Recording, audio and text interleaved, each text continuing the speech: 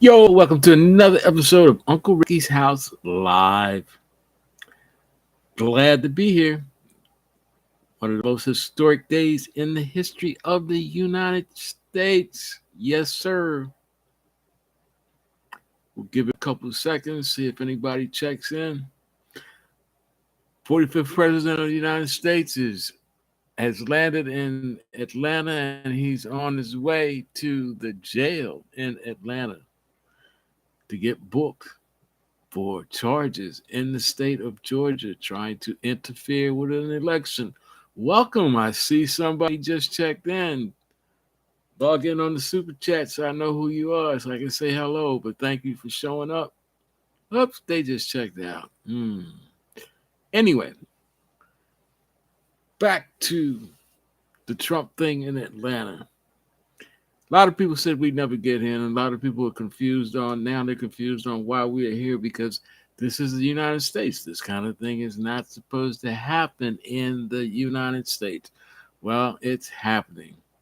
It's here, and we don't know what to do. The world is waiting to see how the United States handles for the first time dealing with one of its former leaders criminally.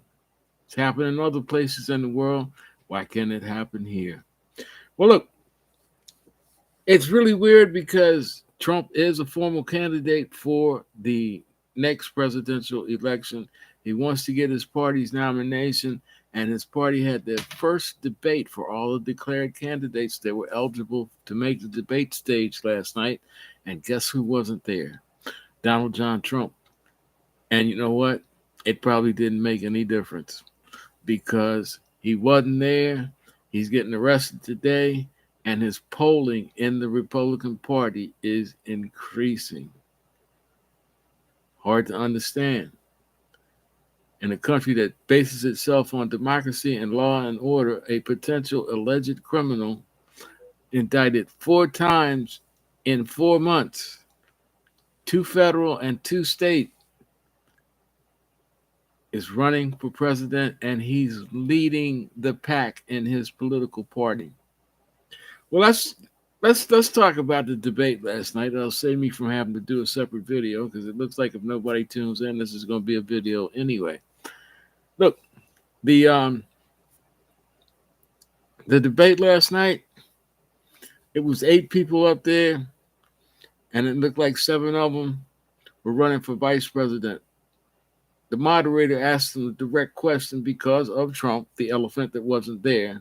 No pun towards the Republican Party. Um, if Trump, who is leading the pack now by like 40 points in the polls, in some of the polls, especially the Republican-oriented polls, if he is indicted, would you still support him as the nominee? If he's nominated, would you still support him for the presidency of the United States?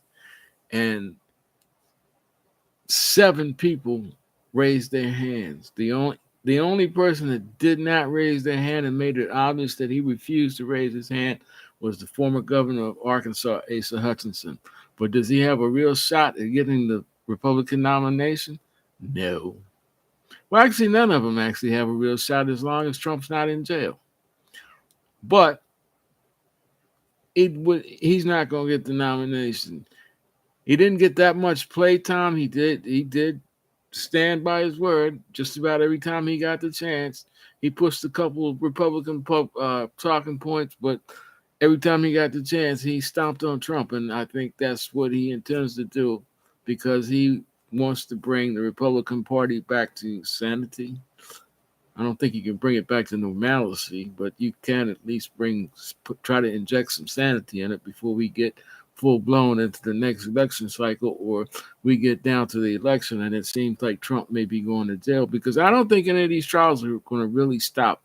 The process is rolling in the American legal system to prove that it works, to prove that democracy works. They got to go through with this no matter what, whether Trump gets convicted or Trump gets acquitted. Everybody in America is not going to like the decision, and it depends on who gets their feathers ruffled, what they decide to do, or if they decide to let the process go through. So that's enough about Asa Hutchinson. Let's talk about Tim Scott. I have one question. Why the hell was he there? Tim Scott was pitiful. Tim Scott made no impression. He was just basically a lump on the log. I mean, he looked like a character from a Fat Albert cartoon. I won't get into it because that might be considered derogatory and I'll get banned. And I got enough trouble as it is. But let's just say he didn't, it wasn't that he hurt himself, he didn't help himself at all. Okay, Ron DeSantis. DeSantis fans from DeSantis land, y'all got to be disappointed because he just comes off weird. Anytime he goes in public, he comes off weird. And I think his weirdness is going to do more harm against him getting the presidential nomination from the Republican Party than all the grief he's caused the residents of Florida. It's sad. Hello, welcome to my live. Chime in on the chat so we know who you are. We can start going back and forth anytime. Right now, we're talking about last night's debate. I'm on Ron DeSantis. Ron DeSantis, a few months ago, he was probably considered to be a shoe-in for the Republican nomination. The thing is, I'm checking the news coverage. He's there. Yep, he is there. What's up, man? How you doing, man? Um, the debate. I'm talking about the debate. DeSantis, he's disappointed not only his fellow Republicans, he's probably already disappointed most of the people in Florida. Florida's a wreck. Even if DeSantis doesn't, his presidential hopes don't pan out, which it looks like they probably won't. He's not going to receive a good farewell from the state of Florida after, because they're already waking up to the damage that he's done to the state. It's going to take them some time to recover. He might even hurt. Florida has been a Republican state for the last 3 election cycles, and the state house has been Republican for a while.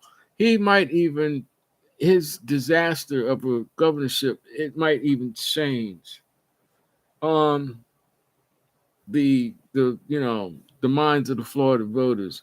Now, the DeSantis was a non-factor. He got some time to say what he wanted, but everything that came out of his mouth, it was like, okay, it's just Ron being weird again. Let's move on. Now, somebody that did shine, that shined unexpectedly, was Nikki Haley. Let's talk about, wait a minute, before I get to Haley, the former governor of North Dakota, he was there. He blew his Achilles playing basketball the night before the debate, and basically he was there on crutches in a lot of pain, and he could have saved himself some time and took some aspirin and stayed at home. That's how much impact he had on the debate. It boiled down to basically Pence, Christie, Haley, and Vivek Ramaswamy. Let's get Christie out of the way first. Christie had some things to say. He had some points to make, and he did, but he spent most of his time downing Trump, which they already knew that was going to not be a good thing for gaining support in the polls. The thing is, with Christie, he really is running for president just to keep Trump from winning. He's already said that. If he gets the nomination, so be it.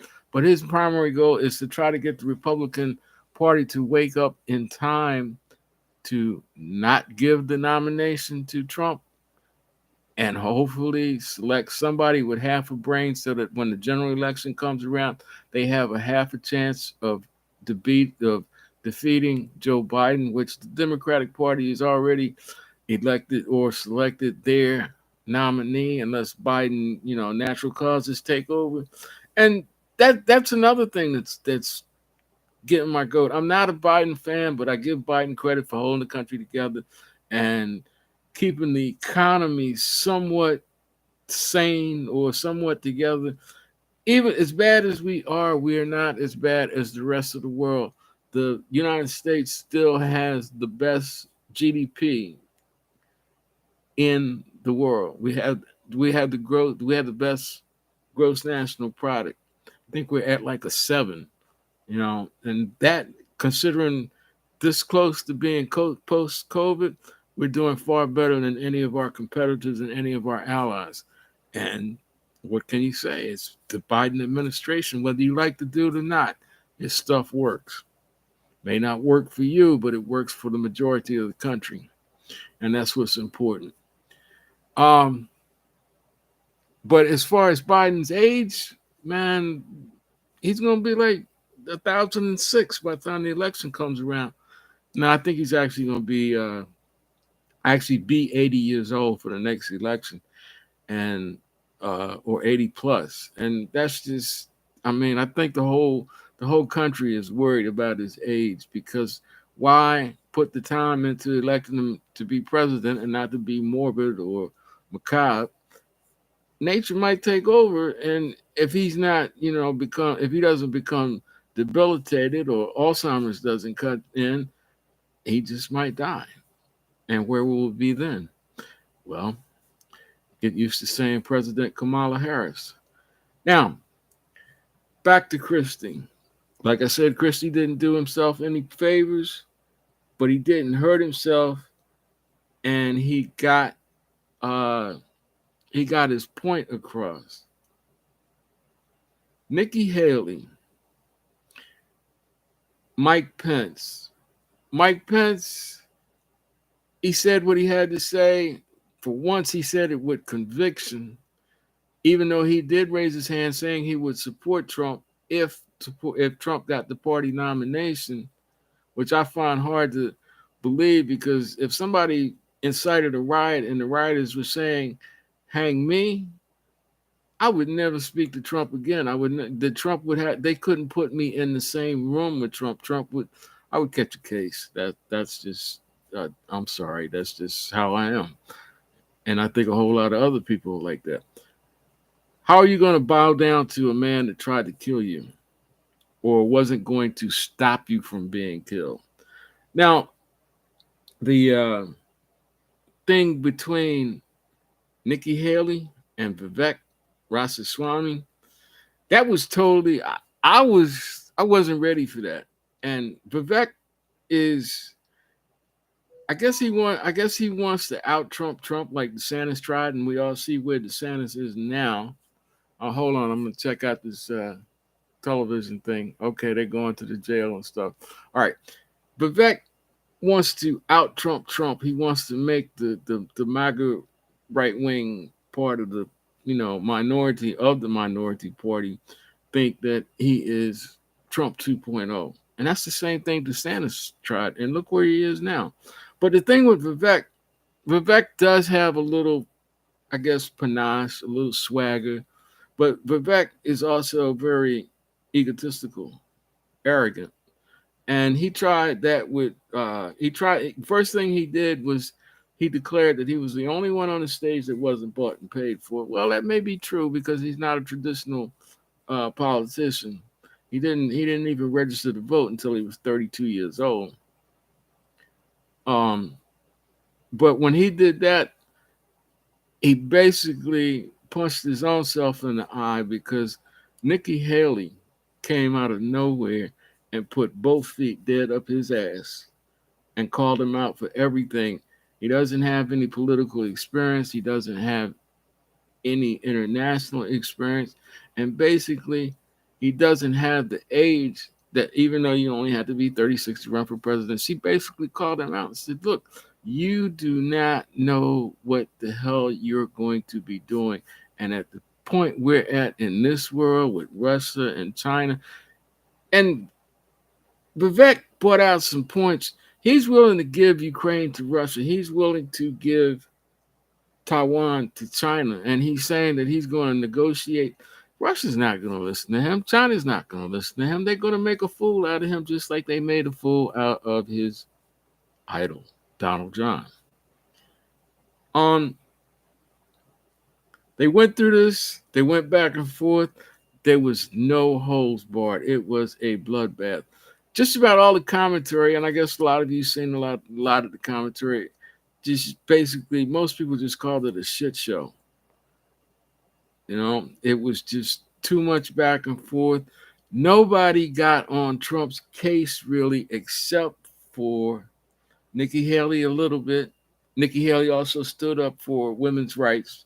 Um, she was the star. Vivek made, I guess, talking loud points because when he it was obvious that when he was asked a direct policy question, Vivek just came out with the same spiel that he uses over and over, just like his idol, Donald John.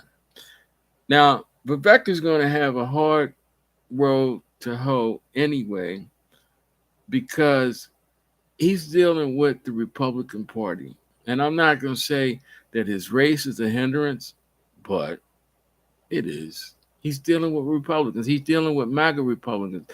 I noticed that lately, like, when he first started out, he was proud of his Indian heritage. He was proud to say that he was a Hindu. And now he doesn't talk about being a Hindu because Hindus come from a caste system and they pray to multiple gods. And the MAGA wing is all about, supposedly about Jesus, even though they said that a lot of them are saying, we don't want to hear about Jesus. We want to hear about Trump because Trump is our new God because Jesus was woke. I'm not lying. It's out there. 20 years ago, 15 years ago, 10 years ago, 2 weeks ago, you wouldn't have believed it. But yep, Bible-toting Christians are now saying that Jesus was too soft. They don't want to listen to what he had. They want to listen to Trump. Fact. Now, back to Ramaswamy. Ramaswamy is just he's vocal, but there's nothing behind him. He's the only thing he's talking about is how great he is, how much money he made, and the bullshit plans that he plans to invoke when he becomes president. But just like Trump, he doesn't understand how the Constitution works. He doesn't understand, yeah, you might be the president, you might be the leader of the free world, but you have restrictions. You just can't go in one day and point your finger and say, dude, this, and that. There's other people that you got to work through, and you're already making enemies. Now, a big blunder that he did make on his own that wasn't pointed out, well, Nikki Haley called him out on it when she talked about his lack of international diplomacy skills. Vivek Ramaswamy seeking the Republican nomination, he said after he talked about giving Ukraine up and giving Taiwan up, he said he would defund Israel. You could hear a pin drop. They don't want to hear that. That's always been one of the biggest Republican standby talking points. We gotta support Israel no matter what because it's biblical. So he's gonna have to deal with them right wing questions, and I don't think he did himself any favors. All in all, if I had to pick a winner of the debate, it would be Nikki Haley. Ramaswamy would be a second. After that, I think Mike Pence got in some points. Christie was just kind of there, and everybody else was a non-factor. They could have stayed at home and had a drink or two, watched the shit on TV. Now, Trump, the leader, the leader, he's going to jail in Fulton County, Georgia. He's not going to stay there. They're going to book him and get his ass out and send him back to New Jersey. But the thing is, we had a point in our history. We've never been down this rabbit hole before. And a lot of people are having a hard time accepting, even though they want to see Trump, get tried, Trump treated, let the justice system work out. But it's a point. It's just the fact that a lot of people are having a hard time accepting on both sides of the aisle. My thing is, I've been, from the very beginning when I started this out, Trump has been one of my main targets because I always said that Trump was probably the country's greatest internal enemy. Because it's not that he wants to take over the country.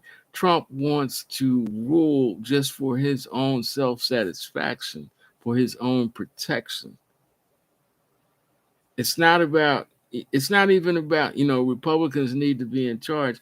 It's all about Trump being in charge. The world doesn't go around, the country doesn't exist if Trump is not in charge. And he's got these followers that are willing to make that come true. And that's even more scary than Trump himself. Because you can stop Trump, you can keep Trump out of the White House, you can even lock up Trump, but you're not going to stop Trumpism. And maybe that's where some of these people like Ramaswamy are trying to fill in the blank. It is a mad movement. It's a definite fascist movement. It's a maniacal movement. People are going out killing other people just because they're saying that Trump told them to. The whole January 6th thing, you don't know how many. It was a ton of the defendants that were found guilty. They're serving terms in federal jail right now. Their defense was, I didn't do anything wrong. I was just answering the call of my president, my leader, my chosen God. We, even when this is over, the country is going to have to heal. And that's going to be hard because the division that Trump has caused, it's deep. It's real deep. It's so deep that everybody's talking about we might go into a civil war. What are we going into a civil war over? I mean, the first Civil War, it was over a big issue, slavery. Half the country wanted to go slave because they had slaves. Slaves were a big part of their economy. The other half of the country didn't want slavery to continue because they didn't want they didn't want the chance of slavery expanding as the country expanded because they thought it was, you know, a crime against humanity, a crime against God. And also, slaves were not part of the northern economy. During that time, it was like the pre-industrial revolution era. It was more about manufacturing, taking raw goods and turning them into finished goods. They didn't need slaves for that. They needed labor that they were willing to pay for. It wasn't a whole lot, but they didn't need slave labor to do the backbreaking work of clearing the fields, planting the crop, picking the crops, and keeping massa happy. The Northerners could hire black people and pay them nothing, but they still did the same thing. Butlers, cooks, maids, and sometimes bedfellows. Now, um, Trump, like I said, this is his fourth indictment in 4 months. Even mastermind hardened criminals, I mean criminals that have records for going out and shooting people, running prostitutes and running gambling houses, selling drugs, they don't get indicted 4 times in 4 months. 4 times, they don't get indicted 4 times in a year. They usually get one indictment. If they beat that, they go on for another year or two. Is he out already? Yes. Okay, he's out already. Wasn't even a goddamn jail for 15 He's out already. He's on his way back to Bedminster.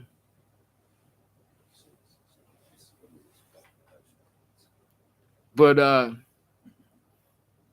they took his they took his mug shot. They did his fingerprints, and he's on his way back. Well, you know what? I mean, you really can't say a whole lot because it's the Fulton County Jail. It's a security problem, and the basics were done. He's in. He's booked. He's fingerprinted. He's on his way home now. He's going to get his arraignment notice. That's He was a black man. He would that's the way. That's just the way it is. Is it a two-tier justice system? Oh hell yes. Anybody else would have been there. Like, who the hell else is gonna get like that many felony charges in one indictment? And he's got like what, 13 felony counts by himself, 13 or 14? 18. And the thing is, he is going to stay there. I mean, he didn't stay there. He was in and out, but he was a former president of the United States. So nobody can ever say that we don't have a two-tier justice system. It's just that it works its own way for whoever it is. The thing is, he's there. Nobody. This is like, don't be. I don't know what people were expecting. Like, okay, he went to Georgia. They booked his ass. He got his arraignment ticket. Now he's on his way back home. He's rich. And that's just how things go. You probably would have got more excitement watching the last preseason game for preseason football. Speaking of that, football season, regular football season starts next week, and so does fantasy football. I'm trying to form a league. I got the information up on my Facebook page. If you'd like to play fantasy football, I need people to sign up for Uncle Ricky's House Fantasy League. And I hope I get more participation than I've been getting on these lives. But, it is what it is. I'm not going to stop doing what I'm doing. The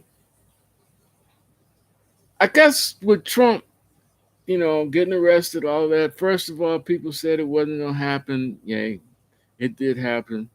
In the beginning, people said they're not going to do nothing to him. He's just going to go off and do what he does and, whatever. Well, it doesn't seem to be whatever. It's more like, yeah.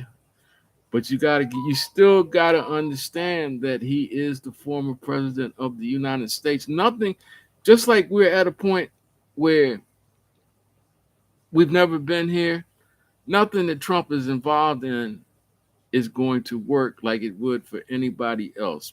Just because he's Donald Trump and he's the former president of the United States. Just be grateful that it's working at all. The fact that the system is working at all is upsetting, driving the MAGA people crazy because they think that they are above everything, anything, and everything. And it's not working out for them. So if you want to see Donald Trump treated just like everybody else, it's not going to happen. If you want to see Trump walk away with no consequences, it's not going to happen. Sooner or later, one part of the country is going to either have to accept his guilt and live with it, or another part of the country is going to have to accept the fact that, damn it, he got away with everything, and we still got to find a way to go on. Whether that means a civil war, either started by the right or the left, I don't know. It's whatever. All right, that's enough about Trump. That's enough about the indictment because it's over with. We're waiting for these trials. Talking about the trials, the craziness is still going back and forth between the judges, the attorneys. Trump just fired one of his attorneys before he came down to Georgia. Some people are saying, well, the attorney really sucks, so he hired a better lawyer. He hired a lawyer that is actually familiar with Georgia RICO law, that has actually won RICO cases. So maybe that's an indication that Trump is actually afraid because he's taking these idiots. I mean, idiots actually, working with idiots, buying these idiots, yes men or yes women's fucking thoughts, um, got him to this point, you know, and now he's getting a serious RICO lawyer. But the thing is, Donald Trump has had good lawyers. Pat Cipollone is a good lawyer, but Pat Cipollone had to haul because he wasn't going to get involved with Trump because Trump did not listen.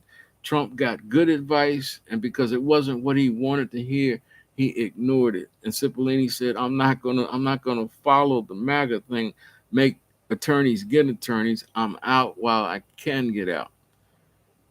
On the flip side, he surrounded himself with nut attorneys like Giuliani, uh, Jenna Ellis, uh, Sidney Powell, Cheeseborough, Easton, and they told him exactly what he wanted to hear. And he said, his whole thing was, well, my lawyers told me. No, you knew it was wrong. It's just that they told you what they wanted to hear. You knew it was off the wall, out of the park, and had no business, but it fit exactly into what you wanted to do. So you did it. Everything collapsed, nothing worked, and now your ass just checked out of a jail because of a state indictment, and you had three other indictments in 3 months, or in the past 4 months, to go with that. You are a twice impeached, four-time indicted former president of the United States. What are we gonna do? How are we gonna, how do we get past this? I just don't know. Cheeseboro, one of the guy that actually came up with the fake electors plan, and pushed it through Giuliani and then and Easton, the big generating the big lie. He and Clark, all of them are involved in this shit, and now all of them are trying to cry like a bunch of babies. Mark Meadows, man, that boy, if he go to jail, you can hang it up. He yo, he just he ain't built for jail. He's trying every maneuver he can. He's just trying to say, look, I was just doing my job. And yeah, you were employed by Trump, but there's also a line where you have to operate under the color of law. You are a lawyer, Mark Meadows. You should know that everything that Trump was doing was highly illegal. I don't care how out of the box, or I think who was it? Easton's lawyer was saying that sometimes lawyers get hired to bounce off uh, out of the box theories. That's their job. No, y'all came up with a scheme. It was illegal. You knew it was illegal, and you got caught. And now you got to face the consequences. And I'm tired of talking about Trump. We're gonna move on to some local stuff. Nottoway County, county where I grew up, county where I did 12 years in the public education system, and the county that I walked away from for 30 some years and really didn't give a damn about going back. Now that I'm older, I'm considering it because it's a slower pace and it's not a bad place to die. But, what are you going to do until you close your eyes for that last time? The county is three towns: Blackstone, Crew, and Burkeville. And corruption on all levels. County board of supervisors is all screwed up right now because of some corruption. The county school board is hurting, man. I'm gonna be honest, and I'm not, y'all may not like me for this, but I'm gonna tell you from the outside looking in, y'all need a new school superintendent, and the sooner you make that move, the better off you're gonna be.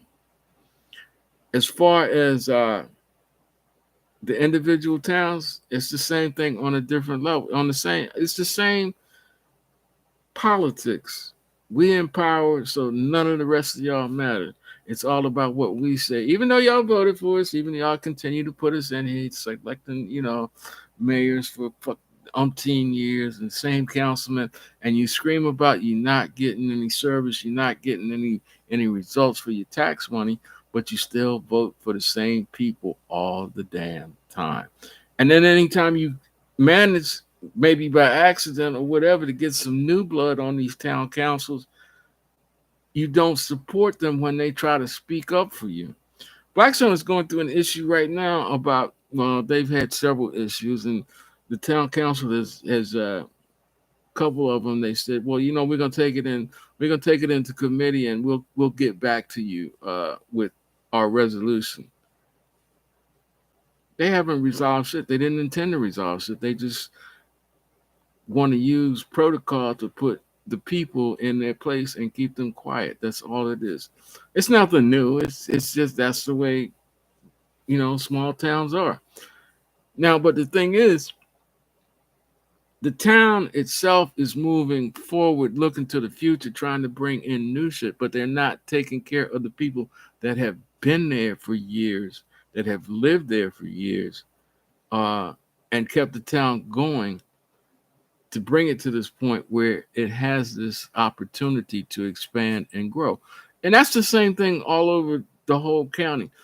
The county is suffering, the towns are suffering because of that attitude about we don't want progress because progress brings in things and people that we don't want to deal with because we are closed-minded idiots. Been that way, and they've lost so much local talent. And then when new talent moves in, it doesn't stay there long because they can't put up with the bullshit. The Blackstone has a drainage problem, and it's not only in one neighborhood; it's in multiple neighborhoods. But the thing is, there's the town system, the town drainage system is in disrepair. A lot of the culverts and storm drains are clogged, or the piping is corroded or cracked or whatever.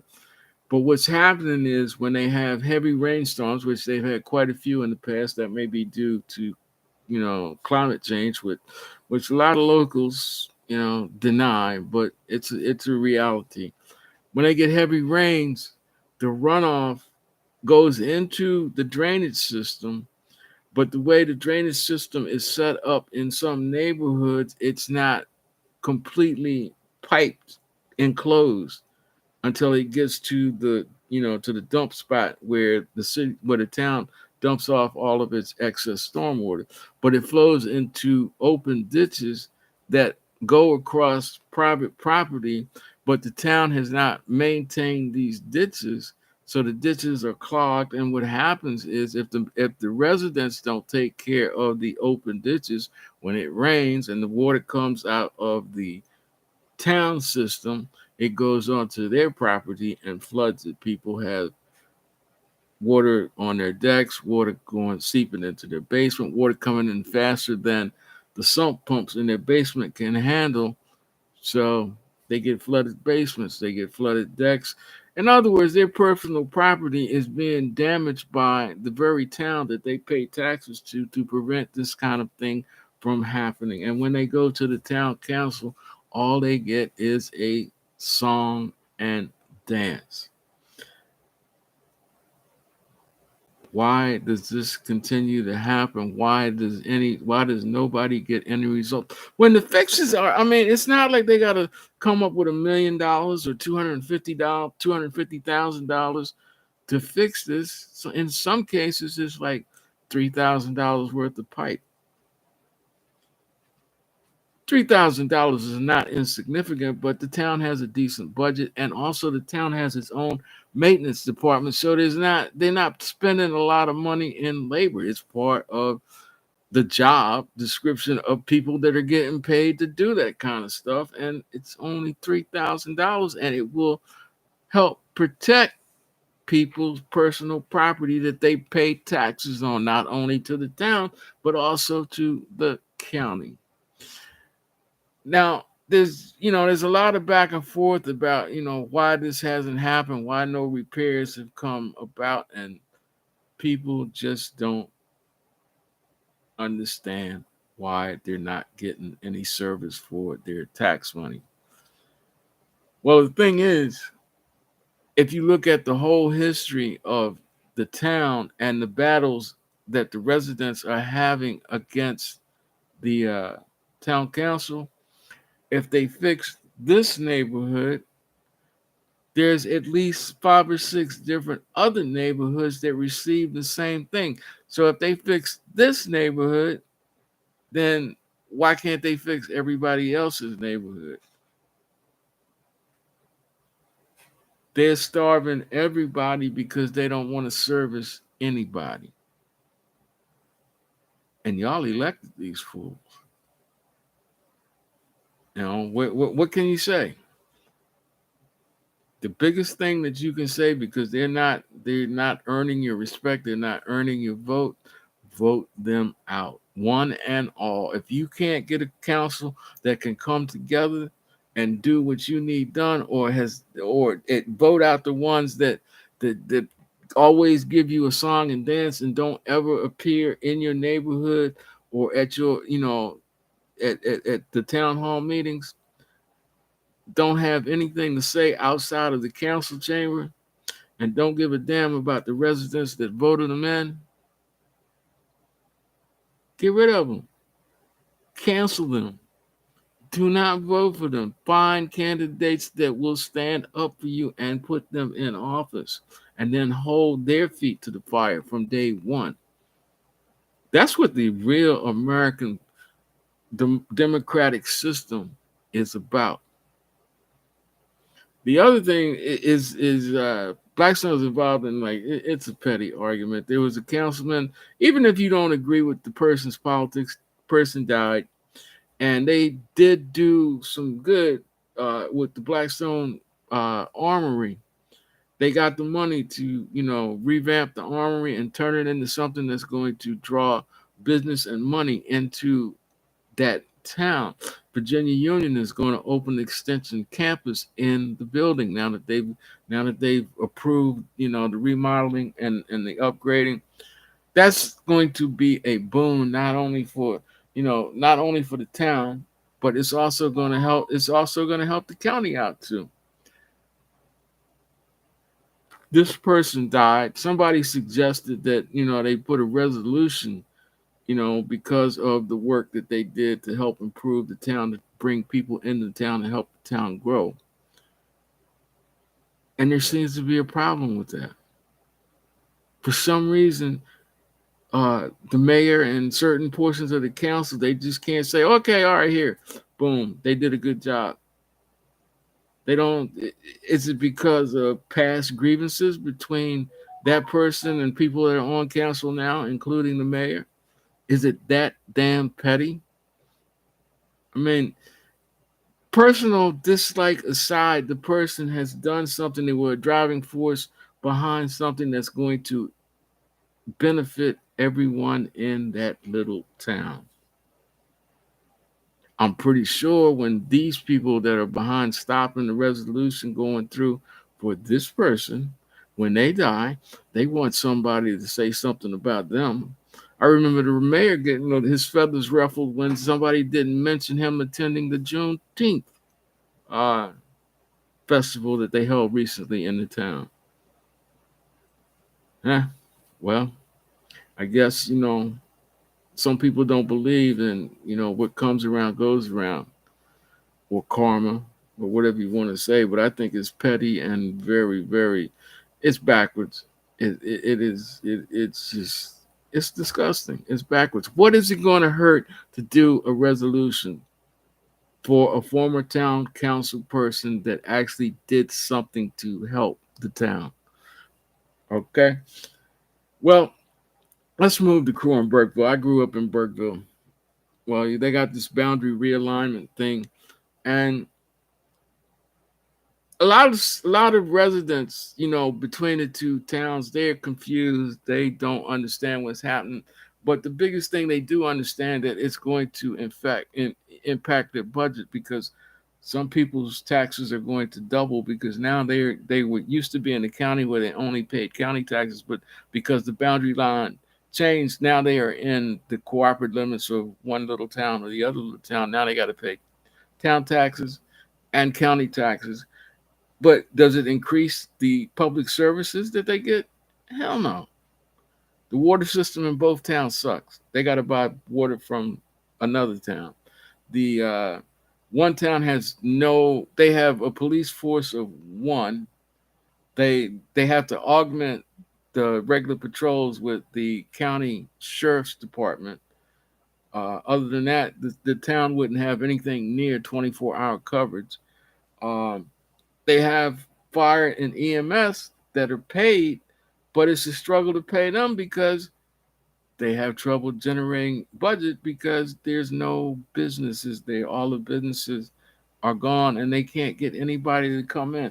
People in those two towns have to drive 14 miles east or west to go to a full service supermarket. A lot of older people, senior people are shopping in Dollar General. What do you think that does to your life expectancy when everything you eat is sugar, salt, and fat? But, Dollar General doesn't do fresh vegetables. Dollar General does frozen chicken legs that we don't like. The origin of those chicken legs is questionable. They might be cheaper than Walmart, but where the hell do they come from? But these are the types of things that people go through in rural southern counties, rural southern towns. And it should be getting better, but it's not because the same attitude of leave us alone, let us stay like we were in 1953 because that's all we understand and that's all we want to understand. Meanwhile, the school system sucks. The high school is only partially accredited, even though it's a big, beautiful campus with the potential to do so many things, but they only have partial accreditation, which affects the graduates, trying to enroll in college when they send their information to the colleges look at, did you come from, what was your high school like, what track did what academic track did you follow, were you general studies, academic studies, were you advanced placement studies, oh your high school is only half accredited. Well, that's happened on and off. When I was amazed when I graduated from college, the week after I graduated, I mean, when I graduated from high school, the week after I graduated, I was doing, getting ready to go into college when my counselor called me and told me, she said, look, your admission is still good, but did you know that your high school doesn't have accreditation? I'm like, what? These are the kinds of things that you get surprised by because everything stays in closed meetings in this place. The boundary line assessment is back and forth. It's probably going to work out to the betterment of the towns. Certain individuals, certain residents are going to get screwed, and there's nothing they can do about it. If the uh, if the proposed plan is accepted by the county board of supervisors, which it's kind of sketchy at best. So everybody is in limbo. I think the whole plan is basically, 10, 15 years down the road to turn it into a county government system where it's like, the Nottoway County government, you don't have independent townships anymore, which, here or there. There's other places that have done it and been successful, and there's other places that have done it and it was a dismal failure. It's all about who you vote for and put in the driver's seat, the people that push these things and make it go. And that's why it's so important. Everybody says, my vote doesn't count. Your vote does count. If you think your vote doesn't count, why is there a massive move on all levels to keep your dumb ass from voting? Think about it. Well, that's it for me. This live is over. Trump is in and out. He's on it. He's getting on his plane now. He's going to go back to Bedminster. Uh, Thank for the people that checked in and went away. But hey, like it or not, I'm gonna do this again next week. Sooner or later, we'll get this thing clicking. Well, I see you when I see you, and as always, peace out and God bless from Uncle Ricky at Uncle Ricky's house.